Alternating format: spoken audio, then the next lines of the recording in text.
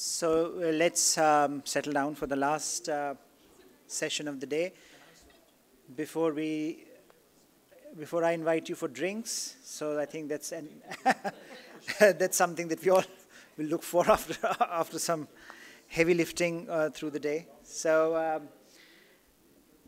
this is basically a rounding off session where we have two heads of institutions, think tanks, one from Bombay, and Sunjoy, of course, runs ORF, so he's in-house. I think we will first start with Neelam and Sunjoy just to give their sense of, as heads of their respective organizations. Some of the themes that we have discussed through the day in terms of the challenges that think tanks face will perhaps reappear or may not. But in looking at the future, what is the sort of role of Indian think tanks, and what sort of opportunities the present international context gives to these to Indian think tanks, and also the challenges that some of the ones that we have discussed already, perhaps going forward. And then we will sort of round it off with a few remarks from Jim and myself insofar as going forward, because some of you have made interesting observations as to what we should be doing and going forward, and that would be useful to brainstorm a bit. Only a bit before we join for each other for drinks. So, Neelam, why don't you go first? So, thank you very much, Harsh. I'm delighted to be here and share this platform with Sunjoy as two think tanks. But I am very conscious of how big they are and how much smaller we are as institutions. So, of course, the quantum of work is going to be different. But I would stay with Harsh to be able to emphasize the need for a focus on quality, on the kind of work that we all try to do. And here again, I think that there has been some discussion throughout the day, and I'm sure there is discussion of this aspect whenever the question of think tanks is being discussed, and that has to do with funding. So, it's what keeps the wheel running, so to speak. But in all of these things, of course, and then again, there's a difference between how much, whether it's a government-sponsored, government-funded think tank, or a privately, or a sort of independent non-profit, but private, and who then spend a lot of time trying to raise money. Even government-sponsored think tanks do have funding issues because governments cut their funds. There's sort of all of those, as anyone who's in a government-funded institution here knows.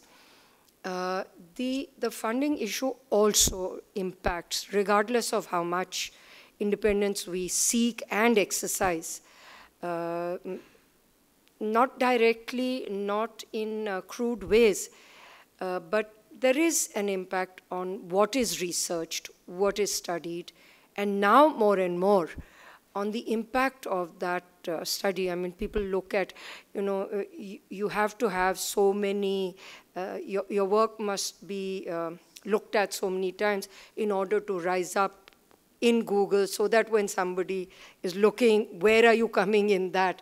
Is it the Gateway House piece that pops out first, or the ORF, or that of thousands of other institutions, etc.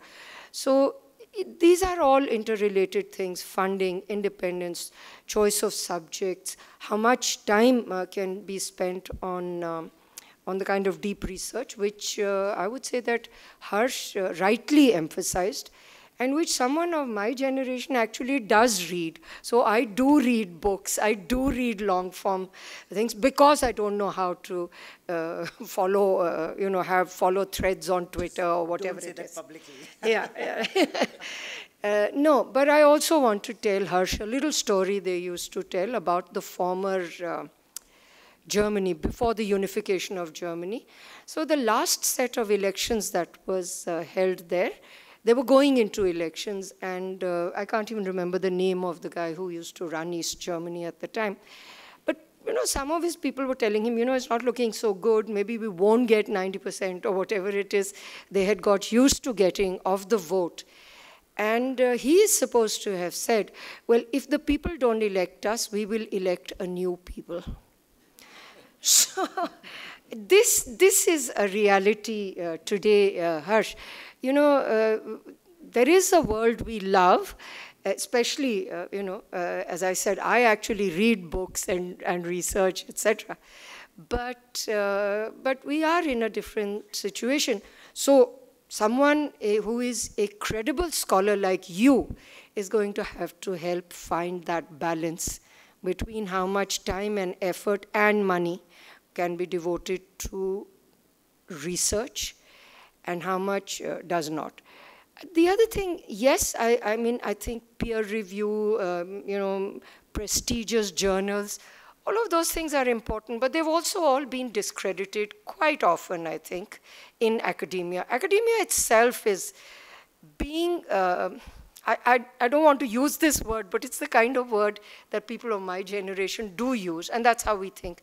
Academia is being exposed as well, with all the weaknesses that it has had for all these years, just as mainstream media or television for that matter. Television, of course, is a daily disgrace, and everyone sees that.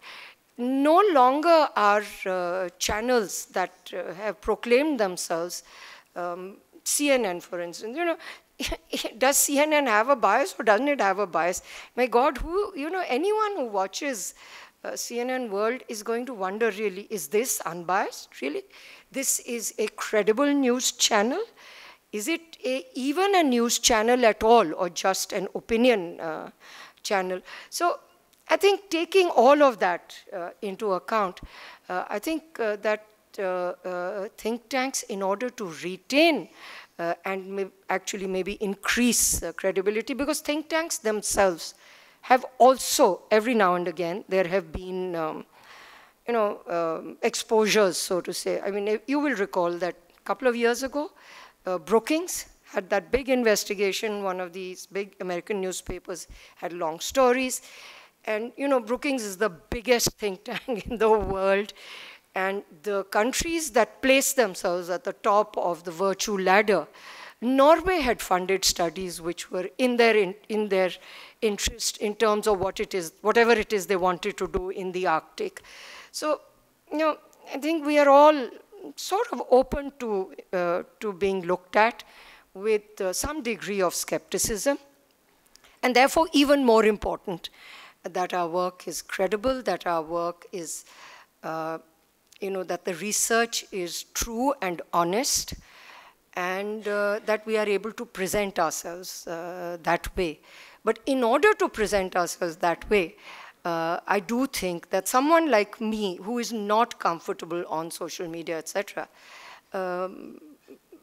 is not able to disseminate the thought and the ideas and the even prescriptions as much as I would like to think they deserve to be, etc. So that's one aspect, and funding comes into that. Funding is, especially for people like us who are trying to raise money, is not always going to be completely hands-off and disinterested, as the Brookings case revealed. And it wasn't only Norway at the time, it was UAE, it was a couple of other countries as well. I think the distinctions between influencing and lobbying, all of these have become blurred because we live in a different time and in a different universe. And again, I would say that that's why it's even more important to sustain the credibility of our outputs. I think we've had a really rich discussion on the difficulties of getting researchers, having them show the willingness to take the time and effort to do not only social media, but to also do the deeper research. I think that that has raised a lot of questions in terms of when they come to a think tank, what is the kind of training that their education has already given them in terms of research tools, in terms of writing skills, and all of those are issues that I think all think tanks are faced with and have to find ways to address. I wish that we were able to, all of us, all think tanks, do a better job of really being able to convey to young people how much joy there is actually in research and writing. And I think that might be the thing that we're not able to, we haven't succeeded in doing adequately as yet. Because actually, I would say that when you finish writing a piece and if it reads well or it's got exactly what you were trying to say, that is really a great pleasure. So I'm going to stop here. Thank you. Thank you,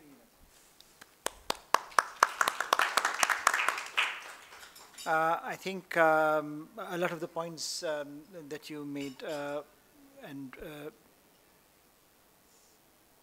flow from our earlier discussion as In well, fact, and they're very interesting in the way we carry forward that discussion. And I think at the end, perhaps we can talk a bit about where do we want to go in terms of either harnessing this, this team to work something out in terms of research in India, larger issues around education, perhaps, or larger issues about recruitment and how do you motivate youngsters, etc. So let. Yes, yes, I think a lot of that is also changing. So let me invite Sanjay now, Chairman Observer Research Foundation, and I'm sure he'll echo some of the thoughts that Neelam had. Thank you, Harsh, and great having you here, James, back with us. And back to the think tank forum. I remember meeting last year also, and there were many more people in the room from what I remember last year. So I wonder where the rest have disappeared this year. But this is an engagement which, as ORF, we are very keen on continuing. It is something we are committed to. What we really need to think about is how do we make this more ongoing, not just an annual event, but when we start actually working together and cooperating in terms of specific ideas and themes across organizations. Because network building, I think, is a very important part of what we do as think tanks. And the big difference, we're living in a very different kind of world today. For one, organizational boundaries are no longer as sacrosanct as they used to be. We all live in very fluid kinds of organizations. And as we move forward, they're going to become even more fluid. So people do work, still work, and more are going to be working across organizations, across countries, across institutions. And I feel that that is something we need to encourage. It is not something which we should stand in the way of as think tanks. And that is where this idea of, kind of building small groups, coalitions on specific themes, on ideas, and getting the ideas out on the table. I don't think think tanks can really be, when I'm asked what a think tank is, and I look at the journey of ORF, it's a think tank is like a handyman, It's like a bricklayer. They do 10 things at the same time, and there is no one size which fits all. It's just about, getting things done, getting things moving. We are very good event management companies. We're hosting a great Raisina dialogue. We are very good at food and beverages also. So there are lots of things we are good at. We are also sometimes very bad at research. And that is, I think, the angst which someone like Harsh feels coming from an academic background, that the quality of research maybe is not up to the mark. But there is, I think, a give and take here. And think tanks necessarily have to be at the hustings. Ideally speaking, they're at the trenches. And they are in this very real world where they're operating, not at the academic level, but they're working at somewhere between the operational level. They're very good at giving advice, not very good at implementing, but very good at analyzing, or should be good at analyzing, but looking at in terms of what is happening in the real here and now. We are living in very perplexing times, and perplexing times are good for think tanks. And I've actually seen the think tank, in spite of whatever optimism, pessimism may be, I've seen the think tank space in India actually explode in the last 10 years. We have many more organizations. We have many more groups who are coming together. There are many different ways in which people are organizing their intellectual activities. Some of them are just maybe creating virtual think tanks. There are circles which meet every week, and just very, very informal circles, and do bring out certain publications. And every think tank today, all these organizations, whether they are recognized as think tanks or not recognized as think tanks, are actually become media houses today. Even that, that dividing line has blurred between what is a think tank and what is a media house. We are all media houses. We are all in the business of media. We are all in the business of dissemination. In many ways, actually, the world is far more transparent today than it was at any time in the past. So lobbying today is not as easy as it used to be. It's not a matter of climbing a lift and putting something in someone's ear at one particular point of time. And that kind of lobbying also used to happen at one point of time. Today, we are living in a far more transparent world. And the scrutiny is far more. Data is far more out. And stories which come out, which you've been mentioning, are a result of that process, which is a good thing. So when we start to talk about, is our research influencing? Research influences through altering the discourse. It alters the way people start looking at things. And if it starts doing that, and that is where the dissemination part comes in, and where I think as media houses, yes, we have to be on top of whatever trends. It's not necessarily all of us are very good at the new media handles. All of us can't tweet. But today it is Twitter, tomorrow it will be something else. A few days later it will be something else. But whatever it is, the organizations need to remain on top of it to be able to communicate to the young, especially in countries like India, Asia, Africa. Most of this is where all the energy of youth lies. And if we cannot capture them, if we cannot bring them into our fold, and the only way we can do it is to try and understand the way they're going to understand things. That does not mean that the quality of research needs to be compromised. We don't have to necessarily communicate everything in 240 characters. That 240 characters needs to be backed by very strong fundamental research. But those 240 characters need to be able to draw people in to examine as to what it is that lies beneath. So it is a challenge, but I think it's also a great opportunity in the circumstances, in the times that we're living in. I frankly feel that it's a great time to be in this space because our work is just getting more exciting. And we are in a position where we can do many more things which we would not have dreamed of doing maybe 10 years ago. We would have drawn the line saying, oh no, we are not in this business of dissemination. We are in the business of pure research. We are not in the business of actually being a media house. We are not concerned who reads our research, who does not read our research, as long as it just reaches some of the people who matter, maybe some parliamentarians, maybe some ministers, that is good enough. Today, that is no longer good enough. It needs to actually go out and find its own feet in the real world. So all in all, I think it's a great time to be in a think tank. I think there are great opportunities. We need to now start thinking in terms of how do we relate better to each other and find our own strengths, which is, each think tank has certain kind of niche areas where they're really very good at. And all of us are not very good at everything. So how do we build these alliances where we can use each other's strengths and try and work across organizations, And today, the best part is that the organizations can be global and should be global. That is the way we can move forward. We are a very important part of, I think, a global civil society. And that is where we need to make our mark. Thank you.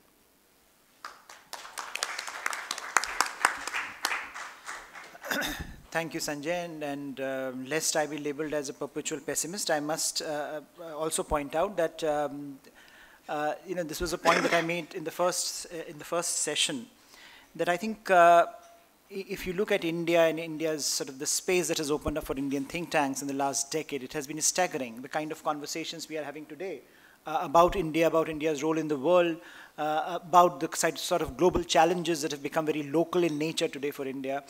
Those are the kind of conversations, again, as Sanjay pointed out, we would never have dreamed of having just a few years back. So I think that space has opened up.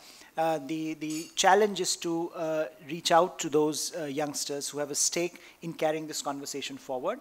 Some of at times, the messenger seems to be overtaking the message, but I think largely the trajectory is very, very positive, especially I think sitting here in Delhi, the kind of discussions we have had today, or I think even Jim, who perhaps is the third think tank forum, you have seen some evolution in terms of how this debate has moved forward. So I think the time has now come for us, as was mentioned in one of the sessions, is to sort of, again, reach out to each other and see whether we can draw out a blueprint of action. So we have had a detailed discussion today on a range of themes, and perhaps we can chart out a course of action which we can present as a united sort of a think tank, Indian think tank agenda for the future. And there, I leave it to Jim to conclude with his. A tall order. Instead of connecting several things, Harsh, that you, I think, appropriately have challenged us on, because I believe that there has to be a resident skeptic in all of these meetings that sort of, if we're going in one direction, to push back at that. And your interventions, I thought, were very productive. And it reminded me of our first meeting, of which, when we got to the discussion of the dismal aspects of social sciences in India, one of the participants, a woman, spoke up and told her personal story that her parents were heartbroken when she told them, of all things, that she was going to pursue a PhD in economics, as if that were the end of the world, as opposed to STEM, which is important, but it was very telling and led to a discussion of that you have alluded to in terms of the difficulties in terms of social sciences and as a feeder for the institutions in this country. I'm also, in terms of a mega frame, looking at comparing, as there are many comparisons between China and India.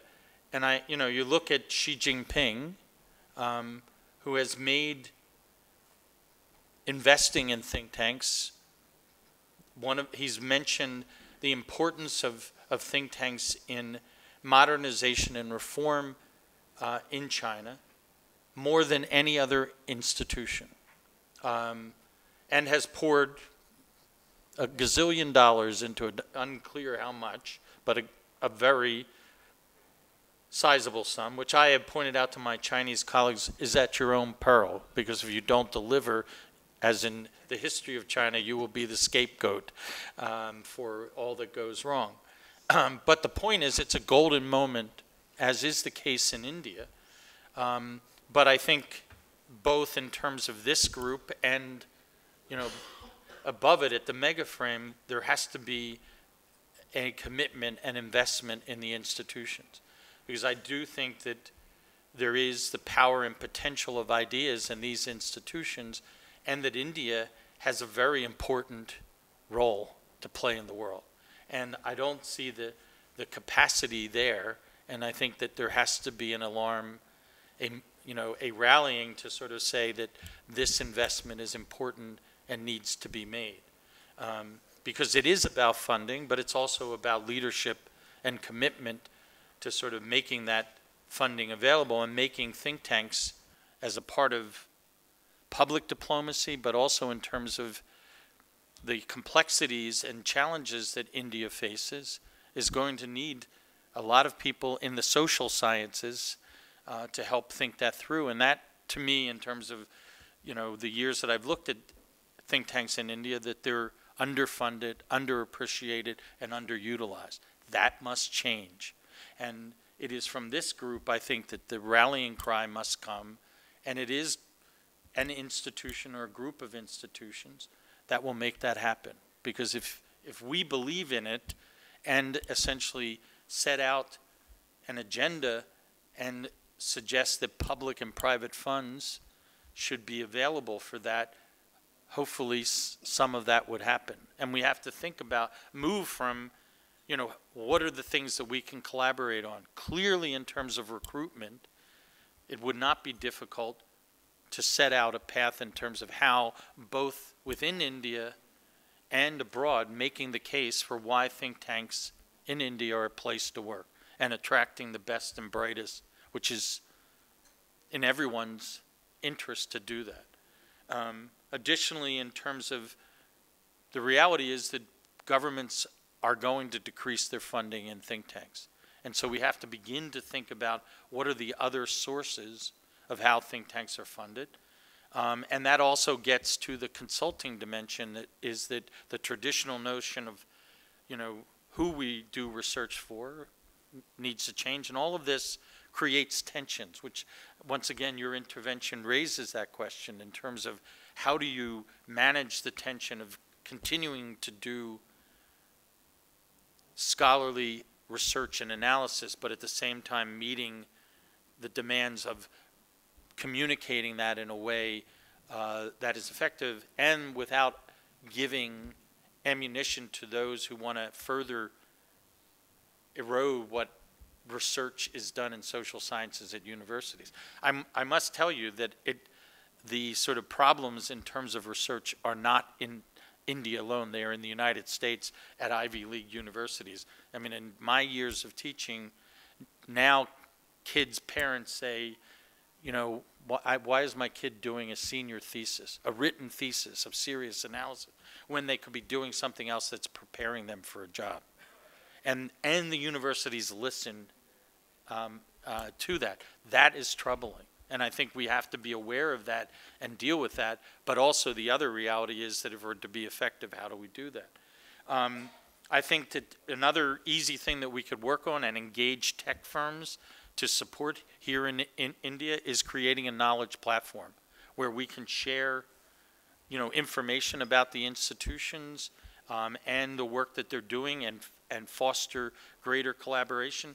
I would point out that the mantra at the first meeting was, which is, I think, has been achieved in many respects in terms of the forum, is that what happens in India is too Delhi-centric. And the fact that we have made a conscious effort and engaged and have the best and brightest from other states in India is an important dimension which, you know, should be maintained, and a knowledge platform can help facilitate. I mean, I can see whenever we have these meetings, people connect with people in other states that sort of say, wow, that person's doing interesting and great stuff. We need to connect with them. And that really should not just happen at this meeting. I think the other big thing, two final things. One is thinking about, not talking about, but thinking about and providing tangible examples of how to harness technology to enhance research, fundraising, and public engagement, and showing the way. So the whole notion of doing a session on strategic communications and or talking about, and the reason why I push the on platforms is, what are the platforms and how do we tap into that and transfer that in terms of our operations. And then finally, I think that it would be valuable as a catalyst to have a think tank innovations lab that really pushes this in a sustained basis. My frustration with these meetings, which I'm now addressing, and we'll do a piece of this but can't do it all, is that we talk about things and we're energized and connected and create connections, but we don't move it forward. And someone has to take, and I think out of this group, and my final challenge is, who's going to lead this, not talk about leading, not talking about doing something, and then it doesn't happen. And then the final part is we really should, it is a reality based on these meetings and the people are coming, is that there is a network of think tanks, and formalizing that in a way that they're just in terms of simply creating a network, an email network of those who are participating. I am aware, and I think, in terms of the numbers that were here in previous summits, one were much larger because we were able to pay for transportation for those who couldn't make it. So, those are issues that we really should think about how to address. This year was a little more difficult because I was sick, and I think the positive side of having it connected to the dialogue is that people can go to both simultaneously, including myself, which makes it very efficient, but it also cuts into, in terms of ability for people to stay for the entire time. So we have to really think about that. But there's a lot of very good things that came out of very challenging discussions, and I think we really need to pick up some of those and move them forward in a constructive way before our next meeting. And it shouldn't be next year that we're talking about, well, we should do this again. So let me invite if there are any last minute observations that you have, concluding observations that you want to make, particularly on this aspect of how do we move forward, some of the points that Jim has mentioned. Anyone has any strong views on this as to agree, disagree, and all some suggestions? I think that would be very useful as we take this forward in terms of operationalizing this agenda.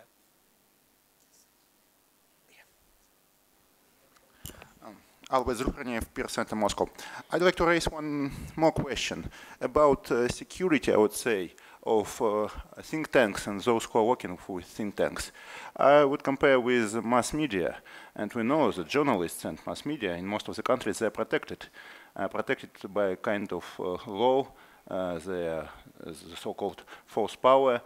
They have some rights and obligations, but especially rights. And these rights are protected by the law. We wouldn't say the same about think tanks. And in current, very tense international environment, it's more and less comfortable to work in this environment.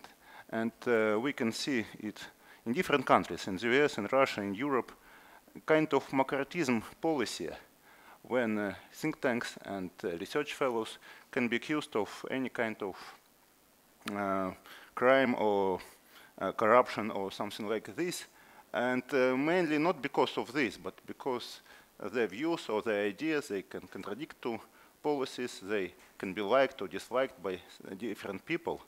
And I think that the way probably to protect ourselves from this is to create a kind of informal convention or code of conduct for think tanks.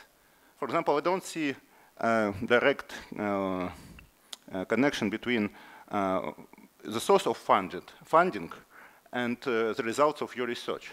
We know that each research fellow has some kind of ethic norms how to distinguish these two several issues. But for those who are not well familiar with the machinery of think tank working, it's not so clear. And maybe kind of this convention or code of conduct for think tanks, especially now when we talk more and more about necessity to cooperate between think tanks to provide this and to promote track 2 diplomacy, maybe it's necessary to somehow to think about our protection and to think about some kind of this declaration or code of conduct. Thank you. This has come up in other, ironically, first in Turkey, in which, in terms of the Middle East think tank summit, in which there was a proposal to create a committee to protect think tanks because so many of the scholars within the region were threatened. And then most recently in Latin America, a scholar who was at the airport coming to the Latin America think tank summit from Cuba was stopped and arrested.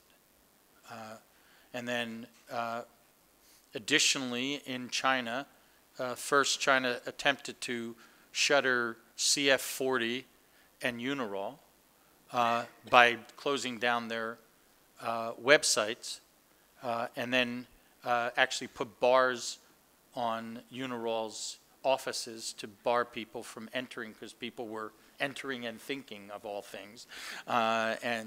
So this is real. The other issue is connected. They're two separate issues. I would separate them. One is creating, because there have been institutions that by other think tanks and in terms of the media, where there have been attacks on think tanks and in the internet, which are falsehoods about the institutions, which are very hard to essentially address and to combat.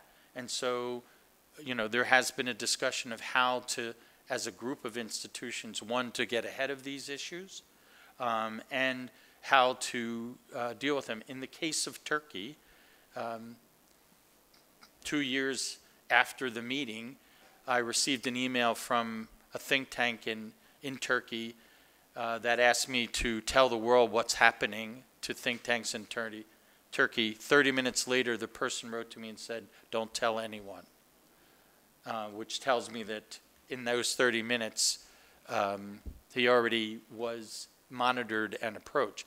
So these are not insignificant things, and in certain cases, whether it's Libya, operating, we take for granted in terms of how we operate, but in those countries, it's in certain countries, not just Libya, just merely being a think tanker can, you know, end your life in terms of the threats that exist. So I think it's an important issue. I think it is a community-wide global issue. I think because of the world that we're in, that it's going to increase, not decrease. And in terms of the you know, alternative facts and discrediting institutions, that will increase, both from within and from without the think tank community. So it's an important issue. I mean, in terms of all the issues, you know, where it stacks up, I think that's, if from my standpoint, if we could identify, and with your help, if there were a to-do list or things of possibility that we can achieve in the next year, what would be your priorities? And getting a sense from people at this would be helpful.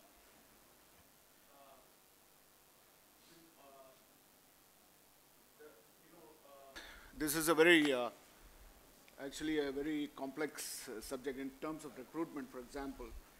There are so many recruitment sites which interview ex-employees who have left.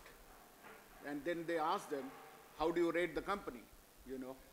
And then some of them rate them well, some of them don't rate them well, you know. That puts a whole new spin in this recruitment business, you know. It kind of scares other people to apply, you know. I don't know if the information is correct or not, you know. There's something to think about. Thank you, Professor Pant. If we want to set targets for the coming year, perhaps we could start with one which is doable, an online directory of think tanks in India. Just take that as a first step, an online directory with a fixed template, with a fixed set of fields of data, and we can set deadlines for that, and that, I think, is a very doable thing. And from that, we can, if we get it by mid of this year, then we can start a mailing list, and then we can go about it. I think we should take... So that we can start communicating amongst ourselves. That's the most important. I think that should be, perhaps, in fact, I would go to the extent of proposing that for acceptance. That could be accelerated because we already have that.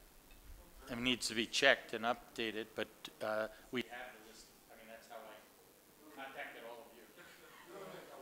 It was a complete directory, which is... Yeah, that one, we have basic information. Yes. For each institution, but I mean, it helps getting started. We could make it public, you know, so that people also know about it. That we can do.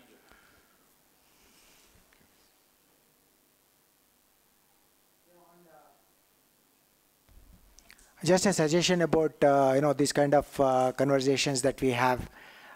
It's not that it's not been tried in the past, but if you have some representative from the government to come and sit on these panels or chair them, it makes it easier to reach out to the policymaker, because all the time the think tanks are struggling to see how are they reaching out to the policymaker, whether what he's saying is being read by them or whatever. At least we're feasible, on important issues. We should be able to get the government representative at the minister level, at the secretary level, or whatever. But I think that would help our cause in reaching out to the powers in the corridors of power. Someone else? Yes. In fact, I wanted to say the same thing, to have a directory. I came for the first event which was the first India think tank. That time you gave us a hard copy of the think tanks in India. Now what we are thinking of is, if you could have, ORF could have, update the thing which you have prepared earlier and put it across in the web, in ORF website. That will be easy for all of us to have an access with the think tanks across the country. In fact, in the northeastern region, I can do for you all the 8 states. I can collect all the think tanks spread across the entire region. I can do that help from the ASEAN Study Center, which I'm heading for, as well as the ICSSR. This and I can do. Similarly, in Chennai, I think Chennai Center for Chinese Studies.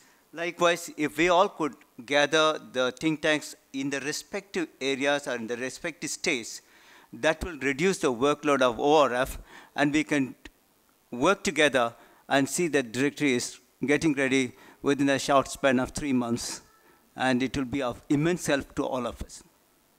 Just add to that, I could also propose that all of us could give a link, if ORF is okay with that. We could give a link to the directory which is there, so that it gets propagated even more.